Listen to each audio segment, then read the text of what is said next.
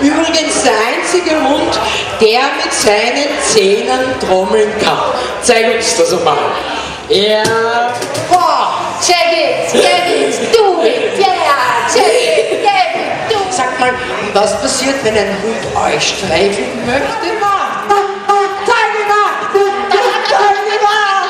Bleib stehen.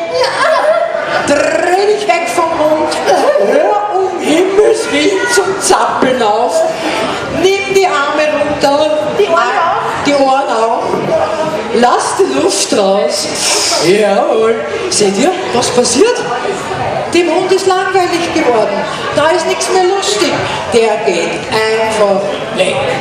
Die wird doch nicht in seine Futterschüssel greifen, die macht das. Falsch, hebt den Arm hoch und gebt uns ein Bye-Bye.